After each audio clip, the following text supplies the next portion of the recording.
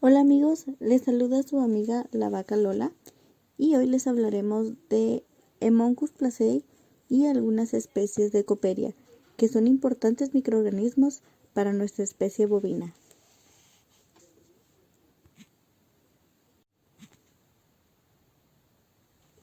Primero que nada, les hablaremos de la importancia de la especie animal de producción. Para comenzar, en México la ganadería bovina para carne es de suma importancia, ya que se ocupan más del 50% de los recursos naturales del territorio nacional. Esto por su aportación como alimento básico en nuestro país, por la generación de divisas con la exportación de ganado y por contribución al desarrollo rural con la generación de empleos. La producción de carne de bovino es la actividad productiva más diseminada en el medio rural.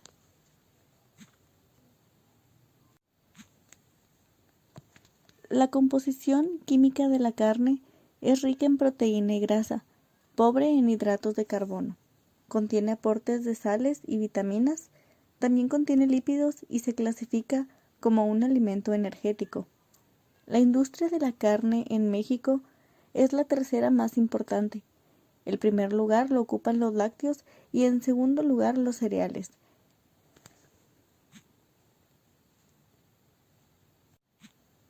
Ahora les hablaré del impacto económico y de salud de la parasitosis sobre la especie y sobre los humanos.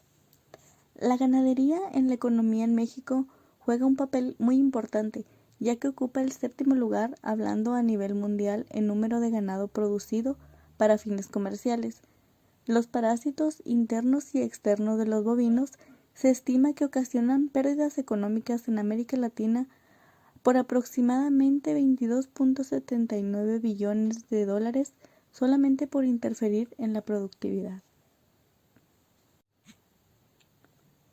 Los nemátodos gastrointestinales de los bovinos afectan al desempeño de los animales. Las mayores pérdidas económicas ocurren cuando la enfermedad parasitaria cursa de manera subclínica.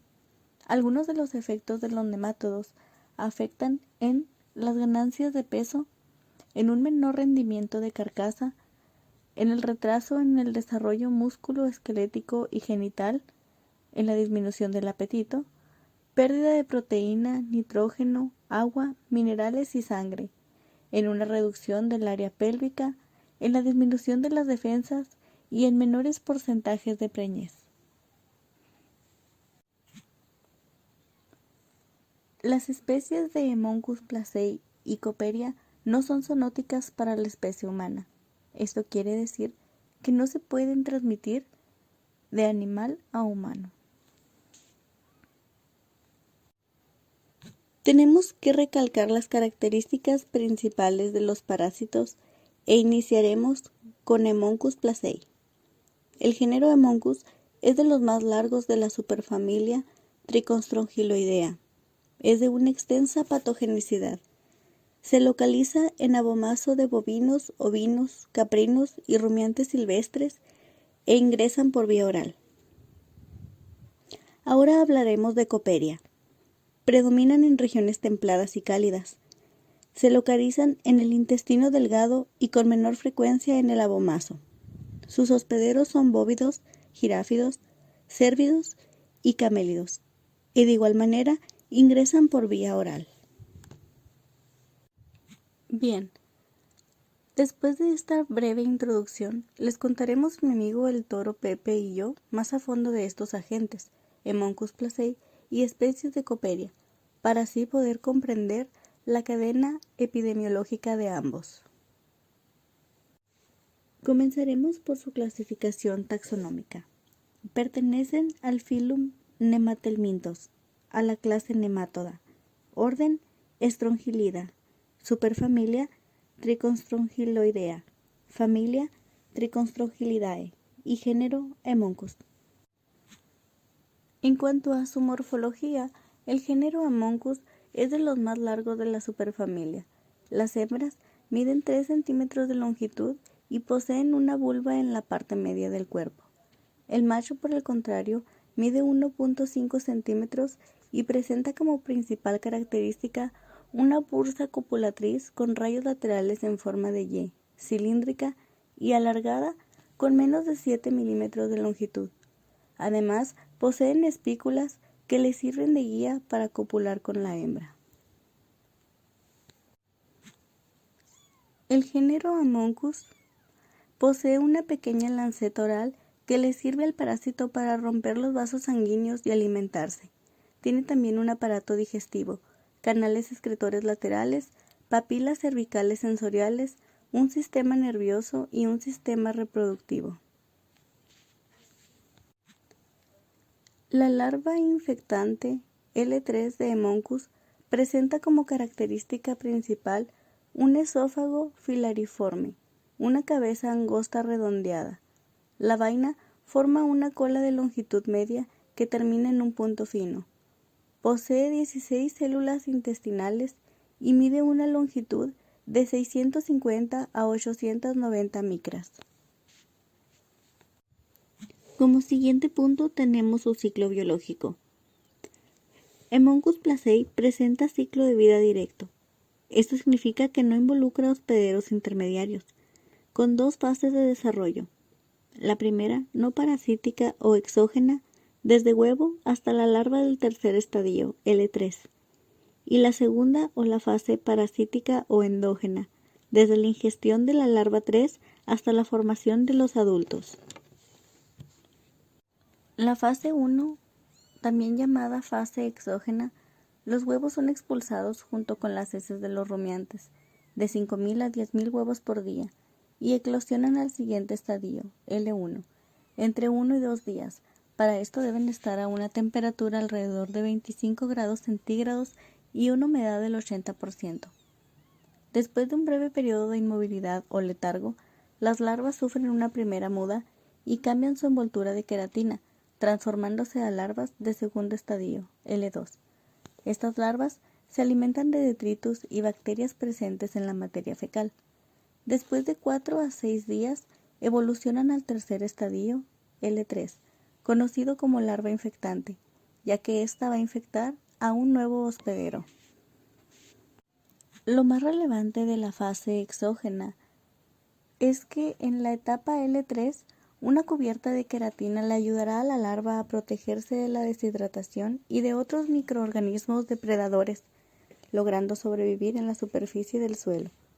La L3 no requiere alimentarse de detritus, debido a que contiene gránulos lipoides que le aportan la energía necesaria por un periodo aproximado de 9 meses, por lo que la larva dependerá de sus reservas energéticas para su supervivencia. En la fase endógena, las L3 infectan a los hospederos durante el pastoreo, ya que éstas se encuentran en las gotas de rocío de los pastos. Posteriormente, la L3 pasa por el tracto gastrointestinal, en donde se desprende de su vaina, por estímulos del hospedero, como pH, CO2, enzimas y temperaturas entre 37 a 39 grados centígrados, para poder modificar su morfología y convertirse en el primer estadio endoparasitario denominado cuarto estadio o L4. Esta tiene la capacidad de entrar en estado de hipobiosis para asegurar la supervivencia del parásito.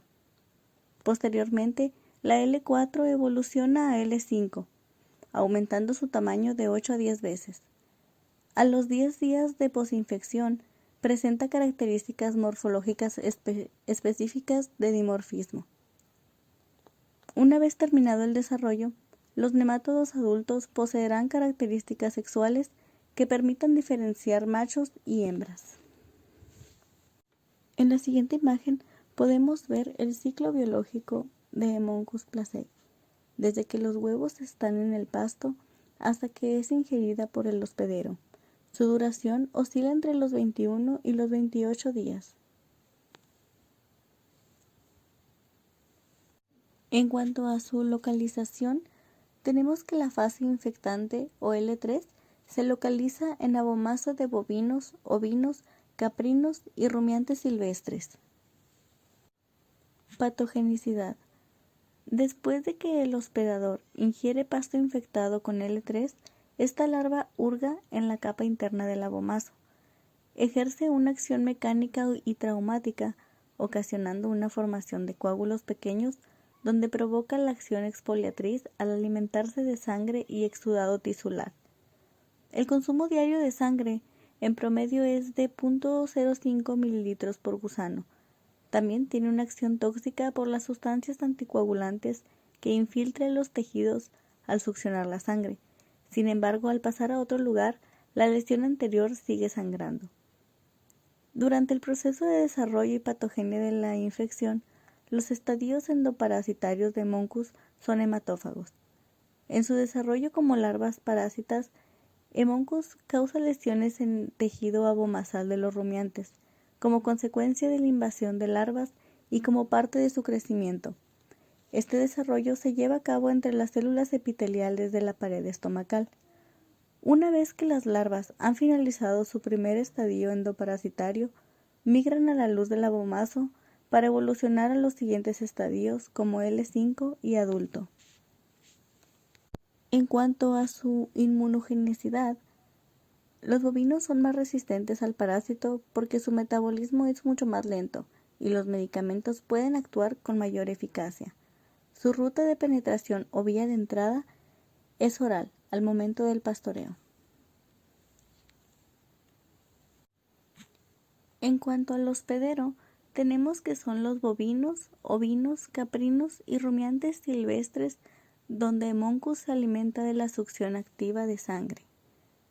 Los animales han desarrollado mecanismos inmunes naturales y adquiridos para protegerse del daño provocado por Hemoncus.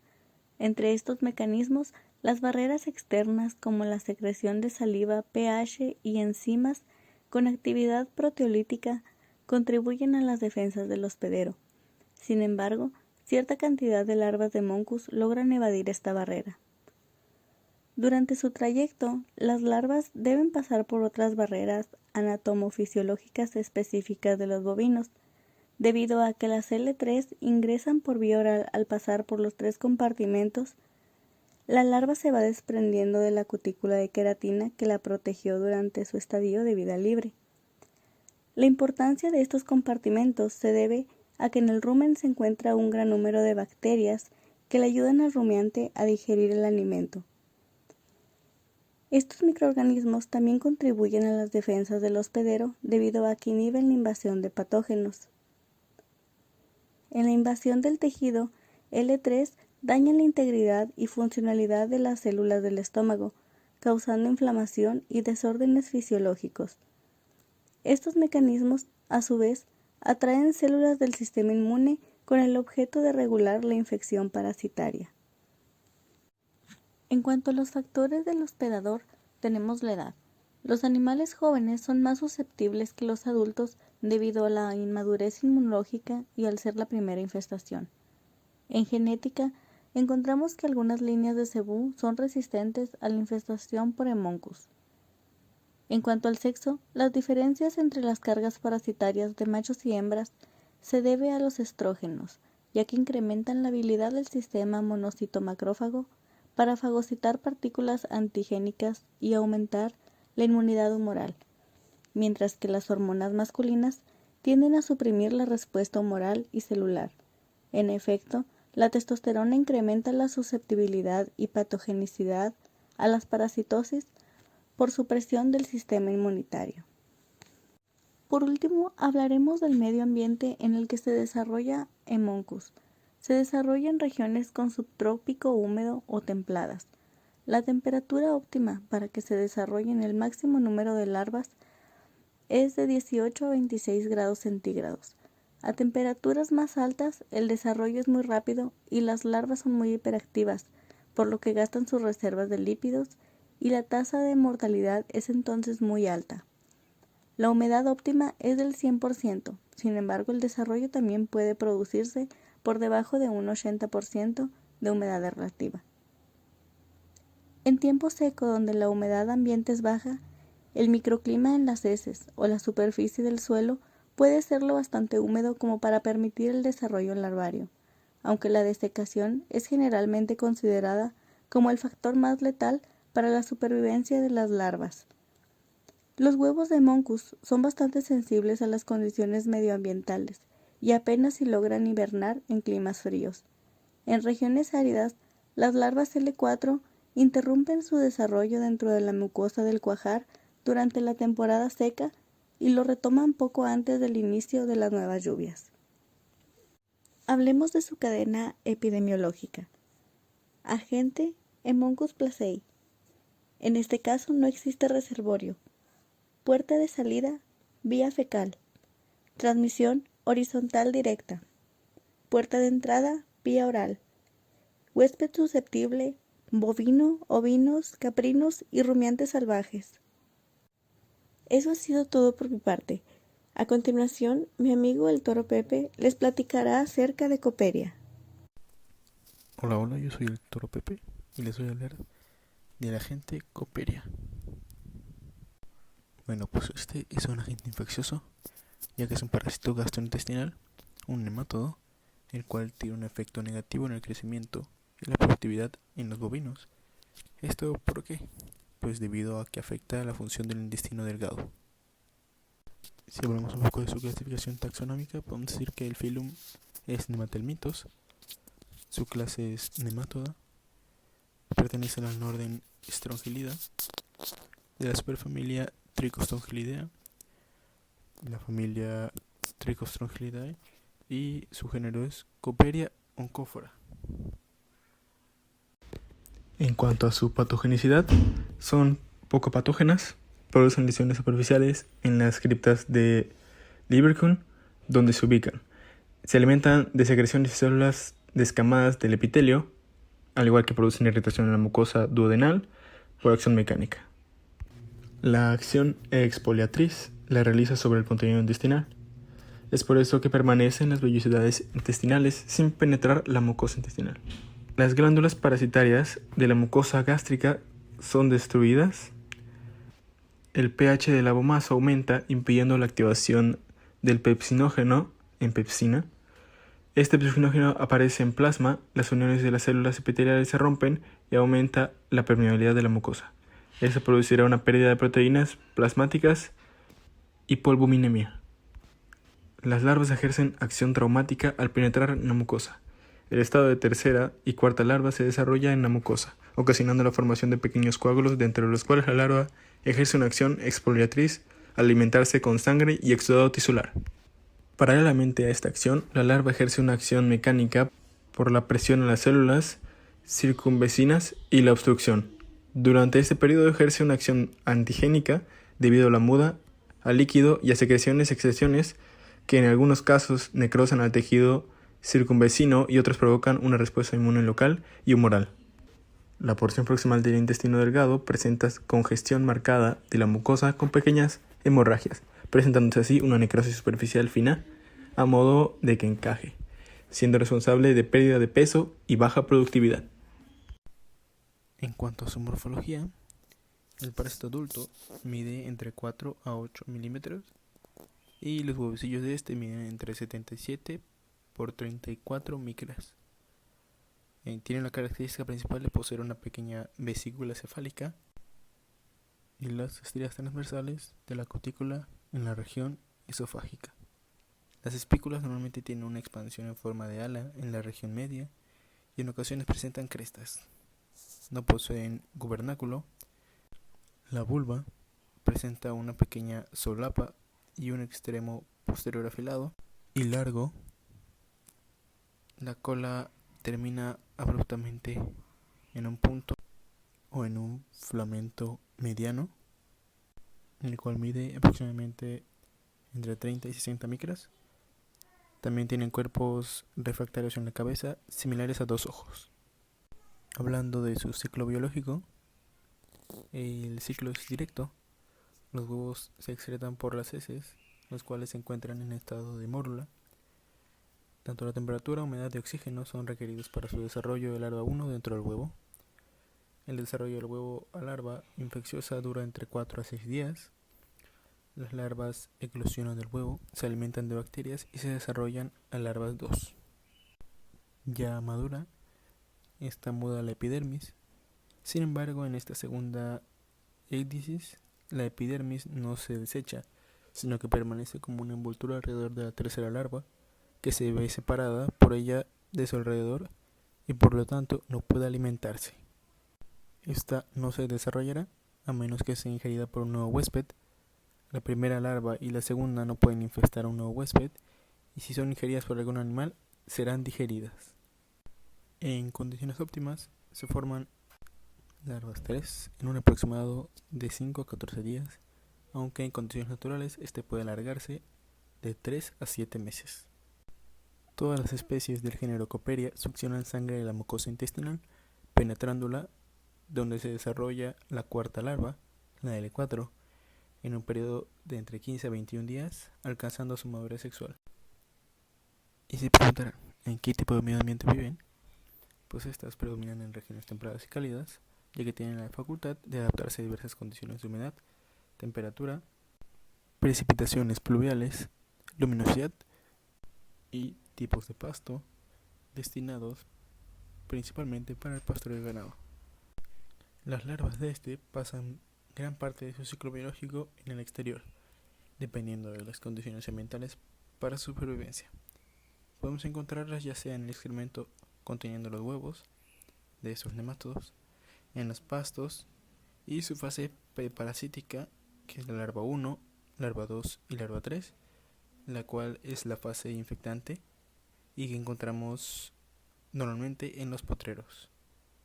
En cuanto a su viabilidad, esta tiene una gran capacidad de sobrevivir en condiciones totalmente adversas, tanto en frío como en desecación, es decir, soportan el invierno, a veces en una cantidad suficiente como para estar causando problemas clínicos en primavera. Entre los principales hospederos susceptibles a este agente se encuentran los bóvidos, giráfidos, cérvidos y camélidos. De igual manera se encuentran los rumiantes domésticos, entre los cuales los bovinos tienen una receptividad mayor en comparación a los ovinos y caprinos. En diversos estudios se ha comprobado que los animales menores a un año pueden presentar mayores cargas de parásitos, así como se demostró una mayor incidencia en el caso de las hembras.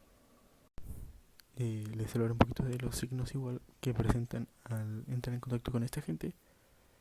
Entre los primeros signos tenemos la diarrea acuosa verde, oscura o negra. Tenemos la deshidratación y pérdida de peso como consecuencia de esta. Pueden presentar igual una hipoproteinemia, al igual que en este caso las larvas y adultos penetran la mucosa intestinal. También tenemos la presencia de otros signos, los cuales son la apatía, la falta de apetito, un escaso crecimiento, al igual que un bajo rendimiento productivo. La cadena epidemiológica de la Coperia spp es el agente Coperia spp. Tipos de reservorio no tiene ninguno. La puerta de salida de este es anal. El vehículo de salida es por vía de las heces fecales. El método de transmisión es fecal-oral. Y la puerta de entrada es por vía oral. Y bueno, chicos, esto ha sido todo. Espero que hayan podido entender y aprender un poco más de la Coperia spp. Yo soy su amigo el Toro Pepe y nos vemos. Espero que la información que mi amigo el Toro Pepe